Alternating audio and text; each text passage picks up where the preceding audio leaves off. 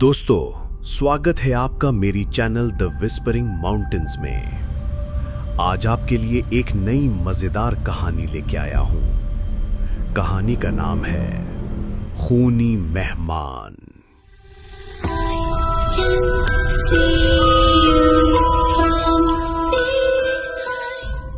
तो चलिए शुरू करते हैं।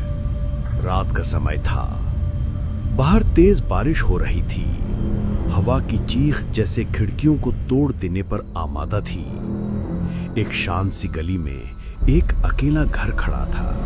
उस घर का मालिक था राघव, एक 38 साल का सिंपल और ईमानदार आदमी। रात के 11 बजने ही वाले थे कि अचानक दरवाजे पर जोर का नॉक हुआ। ठक ठक ठक। राघव घबराकर उठा और दरवाजा खोला। बाहर एक 35 साल की औरत खड़ी थी। बारिश से भीगी हुई कांप रही थी। औरत की आंखों में आंसू थे। उसने कहा, प्लीज मुझे अंदर आने दो। मुझे अपने पति से बचाओ, वो मुझे मार डालेगा। मुझे अपने घर में जगह दे दो। राघव का दिल पिघल गया। उसने तुरंत उसे अंदर बुला लिया। लेकिन राघव ने यह नोटिस किया कि उस औरत के पीछे एक 40 साल का आदमी खड़ा था।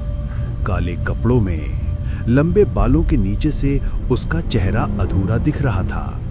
उसकी आंखें इतनी क्रीपी थी जैसे अंधेरे में भी जल रही हों।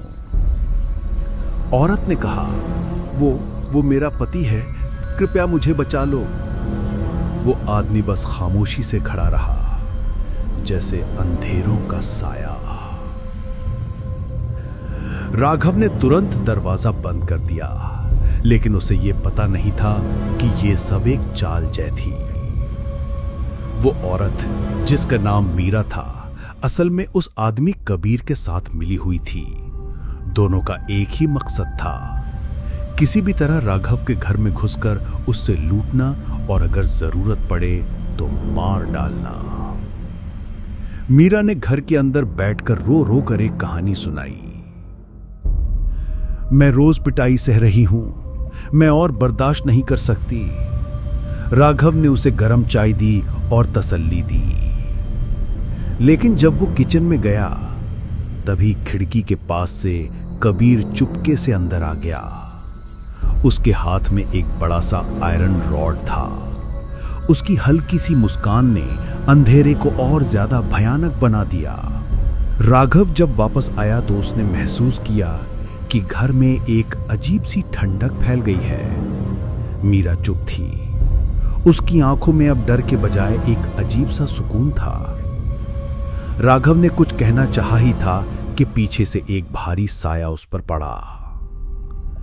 क्या तुम्हें लगा ये सच में मदद मांग रही थी?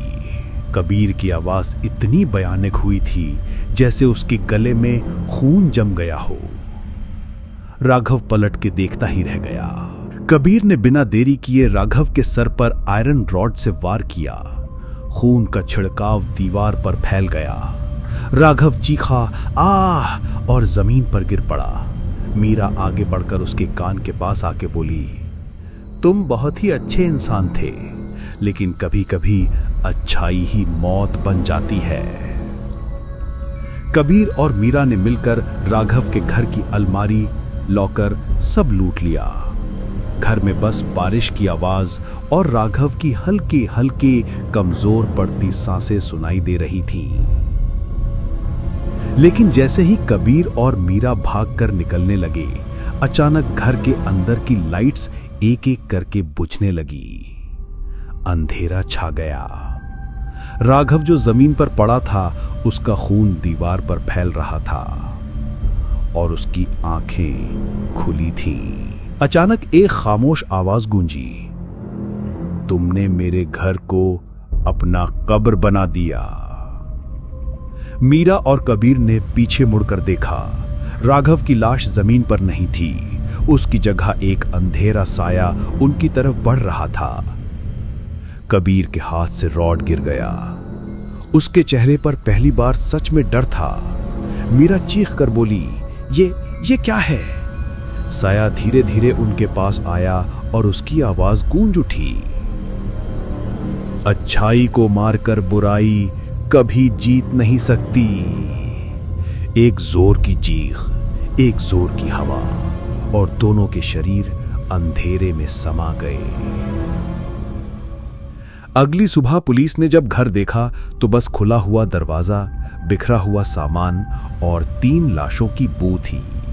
राघव, मीरा और कबीर, तीनों के चेहरे पर एक ही चीज थी, आंखें खुली हुई, डर से जम चुकी। किसी को समझ नहीं आया कि असल में हुआ क्या था, लेकिन गली के लोग अब भी कहते हैं, जब भी बारिश की रात होती है, राघव का साया अपने घर के दरवाजे पर खड़ा मिलता है, किसी नए इंसान का इंतजार करता हुआ। दोस्तों, उम्मीद है आपको यह कहानी पसंद आई होगी। मिलते हैं आपको अगली दिलचस्प कहानी के साथ। Good night.